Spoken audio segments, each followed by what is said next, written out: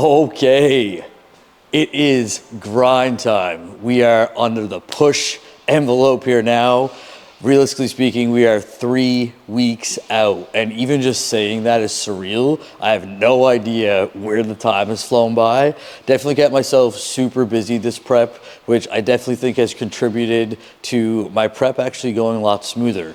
You know, keeping yourself busy, you're not thinking about food as often, definitely makes things a little mentally easier. Just gotta be mindful of, balancing that energy exchange and, don't allow yourself to get burnt out. So I think I've done a pretty good job at doing so. We definitely learned where to not push my body too far in terms of depletion. But realistically speaking, me and my coach had some good chats. We kind of had some conversations back and forth about how to navigate and move forward to kind of finish off this prep. And I'm super excited with the game plan that we both came up with. So realistically speaking, we ended up doing 2 back-to-back high days for my chest day and then my leg day, which would have been 3 days ago and 2 days ago. And then yesterday I had a huge back day, which went phenomenally. And then realistically speaking, today I am on a rest day. So as of yesterday, I was back on low days. Today is a real low day on rest day calories. And we're just gonna basically go into depletion at this point in time. We're not going into any crazy training either at this point in time. I'm back doing a 5-day split instead of a 6-day split, kind of to reduce how much inflammation I'm getting in my body, but also I can't actually fully train hamstrings right now, so it doesn't really make sense to have a back and hamstring day in my workout.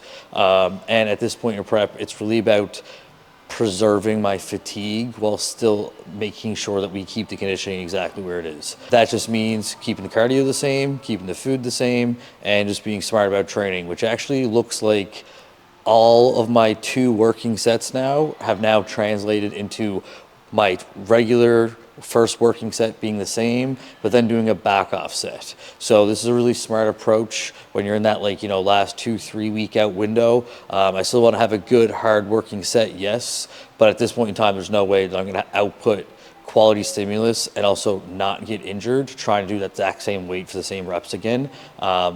Well, even in my off season, I'm not getting the exact same reps on my second set anyways, or else you're not training to failure on that first set.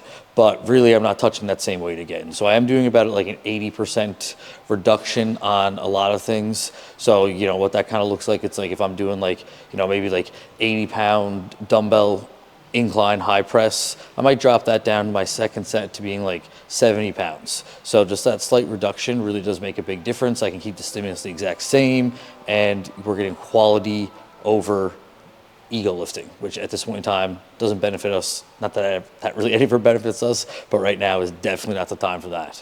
So yeah, feeling pretty good. Update on the hamstring.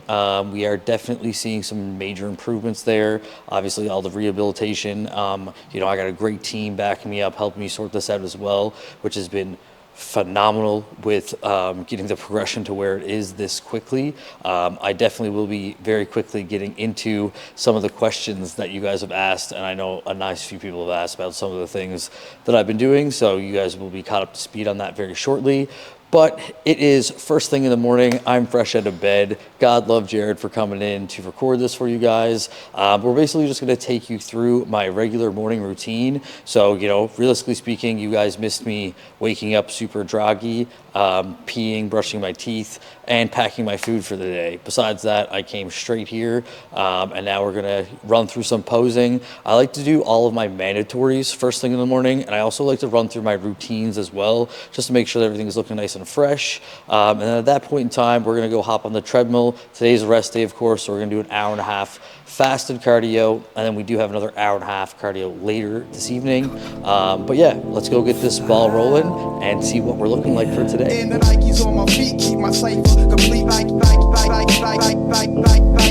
Woke up down weight after yesterday being back on base diet food. Yesterday morning I was 156.4, and then this morning we woke up at 155.8. So obviously after the refeed day, I did go up 0.6 of a pound off my second refeed day. And then basically I'm dropping that weight right back off. So going back into low days for the next couple days will definitely achieve a new level of conditioning, which is the whole point of a refeed day. You know, give yourself a little glycogen top up, but then allow yourself to go back into a further depletion point and bring on even more conditioning. So excited to see that over the next couple days. Hey, lace 'em up, lace 'em up, lace 'em up, lace 'em. Blue suede shoes stay crispy like bacon. Nikes on my feet make my cipher complete. I stay shining like the lights on the street in the night. Revis take me shopping when I'm up in New York. Hit the shoe store, go and cop a few more. You at the mall getting dinner at the food court. I'm in LA eating 22 course. Young boss, bitch, paper in my pockets. I got a closet filled with shoe boxes. Mom said my spending habit a little bit obnoxious, but a pilot stay fresh up in his cockpit. So a little thing that I like to do is always take the furthest option. Get the extra steps everywhere you can, whether that's taking the furthest treadmill in the room or it's parking the farthest parking spot away at the grocery store, walking up every aisle even though you don't need to go up them. Makes a difference on adding up the steps in the run of a day. I think people super undervalue how much movement really makes a big difference. All right, so first thing I do is anybody who works with me knows how much I love data. I love organized actual statistics and analytics. So as soon as I take my own check-in pictures, I only check in with my coach like once or twice a week. Well, really at this point, we're checking in like twice a week, but I still check in with myself every single day. I want to see what my look is like at every given point in time. All of that data is super, super important when I'm this close to a show, and I'm honestly pretty close to where I want to be on stage. So I even go as far as taking posing updates after my meals. Now, that's obviously going to the next level, but I am going to basically take a video of all of my posing like I just did in the room. And then from here, I'm just gonna go in and take screenshots of each pose, and I'm gonna upload that, do a check-in process, which on my app is super well organized. So you just upload your pictures there, my weight that I was this morning, and there's a questionnaire that I like to fill out that gives me all the little data based on how well I slept the night before, my appetite, my energy levels, you know, all the important things, how heavy my legs feel. All of those things that my body is communicating is also super important. Then translating that with my visuals is really ultimately gonna give me the most information possible. And obviously, the more information we have, the better we can obviously be prepared and have the best approach and a smart, guided, laid out plan. Buy some clothes, wear them out, hit the club, bitches pull their cameras out. Living in a dream, they beginning to believe. My hotel smell like cigarettes and weed. I'm gonna start getting into some of the questions that you guys have asked while I still have a little bit of brain power, because we are fasted and we're already 15 minutes into cardio. So time flies when you're having fun. All right, so I had a lot of people asking me questions in regards to that post that I made where I was the same body weight last year's prep to this year's prep and how that made any sense. I'm a big advocate for the scale is really just a minor tool in the big equation here. And like that post should be, you know, proof as it is. Last year, at that same point out from my show, I had a lot more body fat on, whereas this year I had a lot more muscle on. So that's why the look is also drastically different. So even though the body weight scale was the exact same, you know, I had a different composition, therefore a different physique. So that's gonna obviously present a lot different when we have those side-by-side pictures. So, you know, for everybody out there that does put a lot of value on the scale, remember that it's just a minor tool. Yes, we can use it for some tracking purposes, but at the end of the day, there's so much more importance in what that weight consists of versus what the number says. All right, so someone also asked the exact details of my lowest weight last year in prep, what I weighed for show day and what I weighed on the actual stage. Last year, my lowest weight of prep that I hit was 151.8 pounds, which would have been like in that depletion point that I'm entering here right now. But last year, like I said, I wasn't really lean as early, so there was like body fat we were still ripping off. At this point, there's not really much body fat to rip off. Show day morning, my morning fasted weight last year for my 2023 show, competing at the Newfoundland bodybuilding competition, was 153.2 pounds. Right now, in this current prep, my lowest fasted weight when I got to my maximum depletion point was 155.2 pounds. So that's like 4-ish pounds heavier than my lowest weight that I hit last year. But again, last year, I did not reach the conditioning that I did reach this year, which goes to show me that I have definitely put on at least 5 pounds of stage weight, which at 5'5"-ish, 5'6" on a good day, depends on if I went to my chiropractor in the past couple days or not. But that's pretty decent, I'll take it. Obviously, the most commonly asked question that we received was, how am I healing so quickly?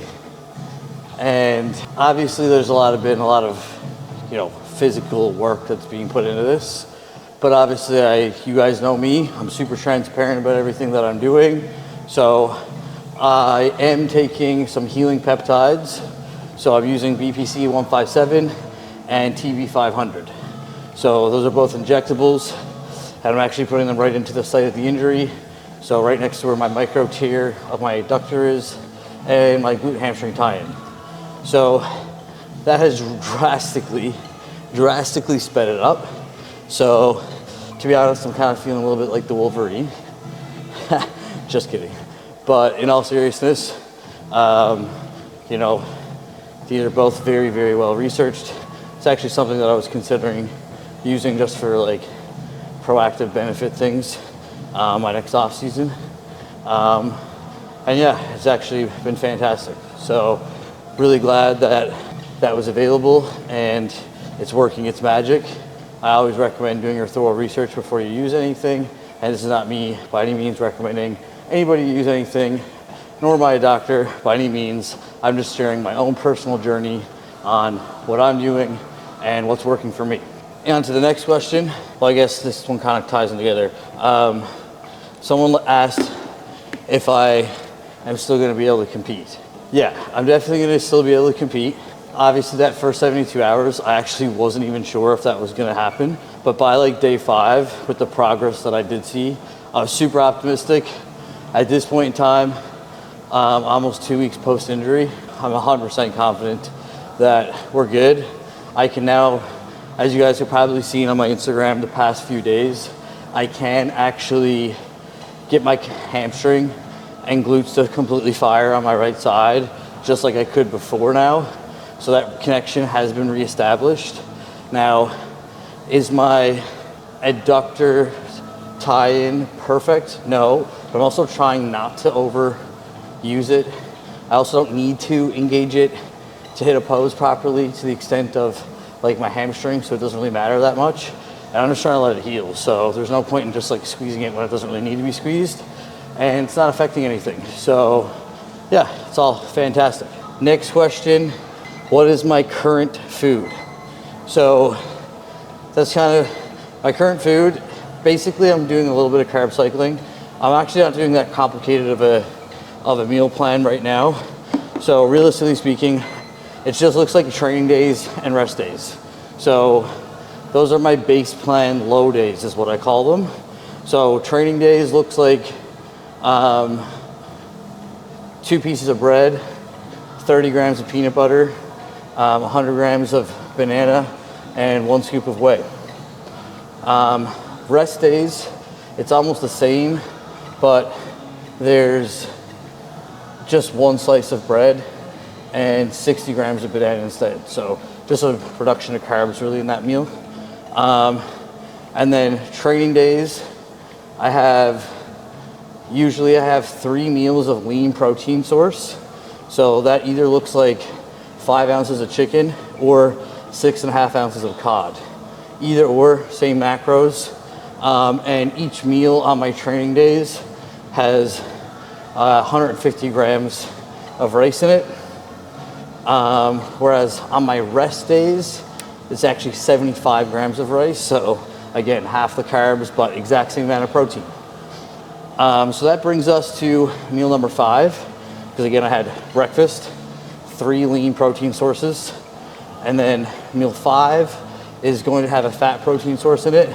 So that's when I have my ground beef, which I'll have 5 ounces of ground beef, whether it's a training day or a rest day.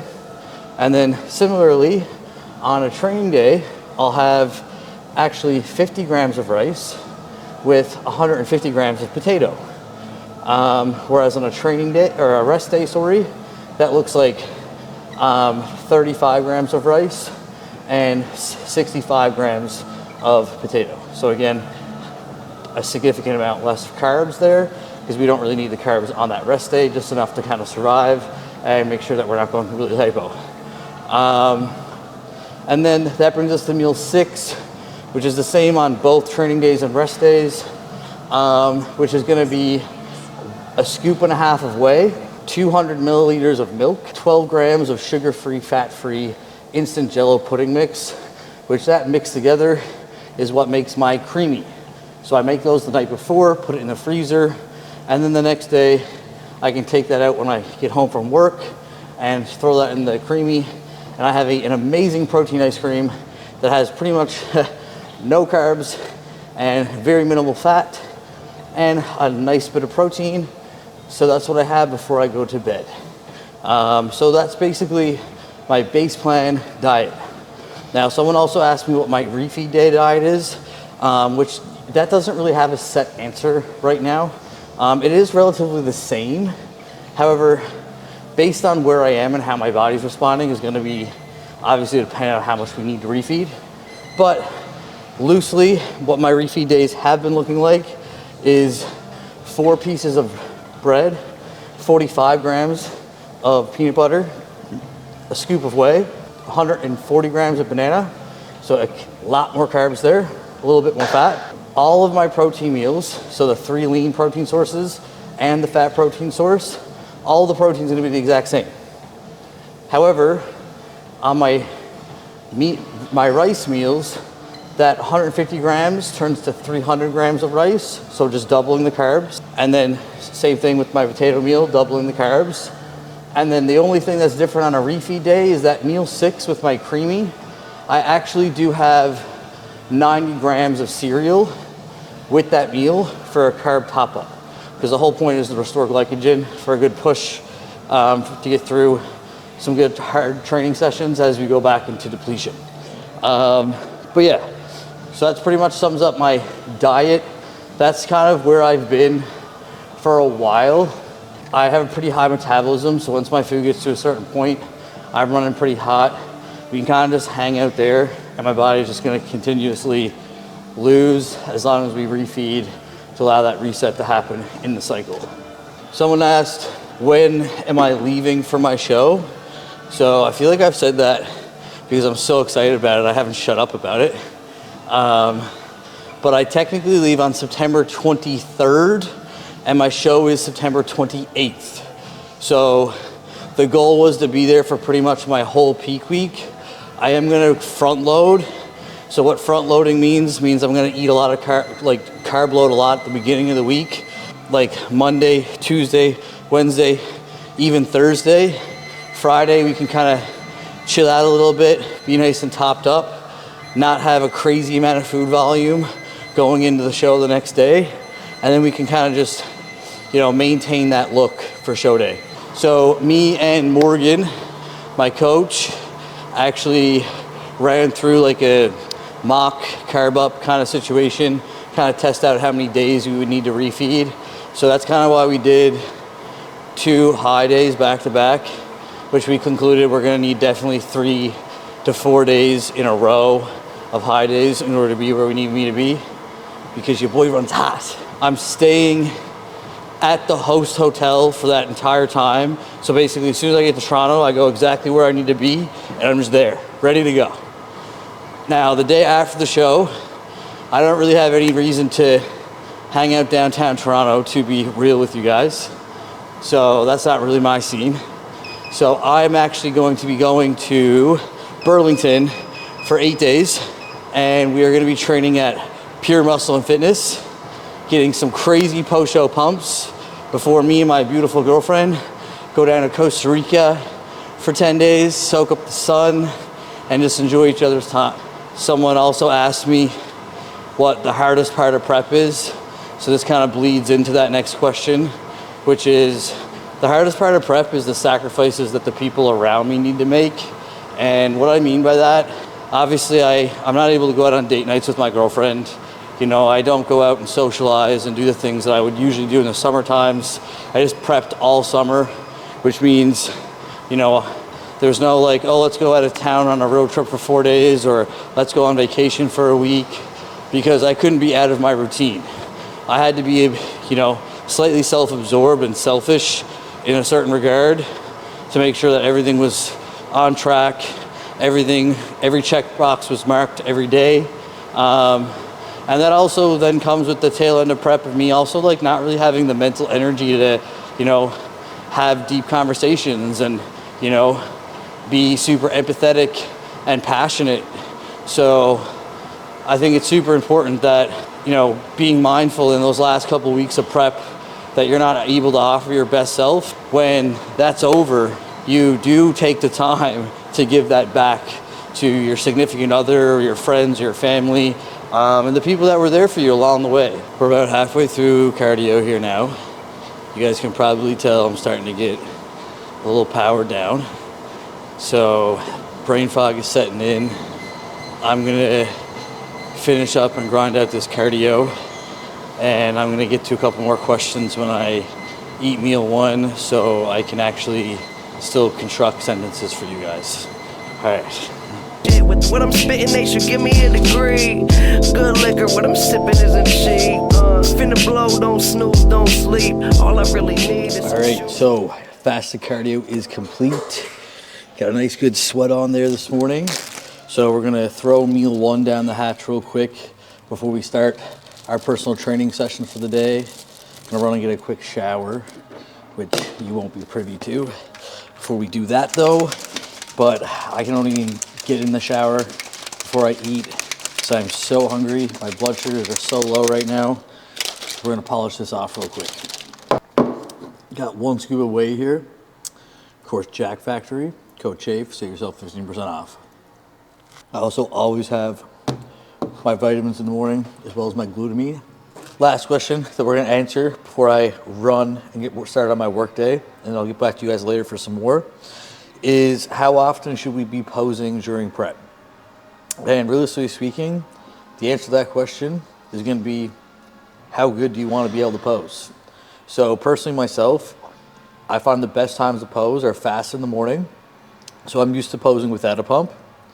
I also like to have those clear visuals without any uncontrollable variables. I also like to then pose at minimum next post-workout. When I have a couple meals in me, I have a pump. So that's also really, really good for me to kind of see what I look filled up, how to hit those shots with a lot more glycogen in the muscle and some blood flow in there. And then I also like to pose either after my last meal, which doesn't have any carbs in it, or sometime there before bed, just to kind of reestablish that mind-muscle connection before going to sleep for the day, and to kind of go through a routine to make sure that's all nice and clean and fresh in my muscle memory. Just like anything else, whether it's training, learning how to ride a bike even, it's muscle memory. So the more I do it, the better it's going to sink in, the better I'm going to look, and the more confidence I'm going to present on stage. So, you know, if you want to go to the extreme side of things, I like to pose fasted, post-workout, and before bed, but I actually always pose before and after a meal at this point of prep, just to kind of see how everything looks. Find that's the best way for me to kind of see fluid and sodium balance of exactly what my physique looks like. But also, I just really love to practice my posing. As you guys know, I love it. But on that note, I do have to get going. I like to make sure that I'm nice and early for my personal training sessions, because it's important to lead by example. Time prioritizing, managing your time, and also showing up punctual is something that I value. So on that note, I will catch you guys later. Enjoy your morning.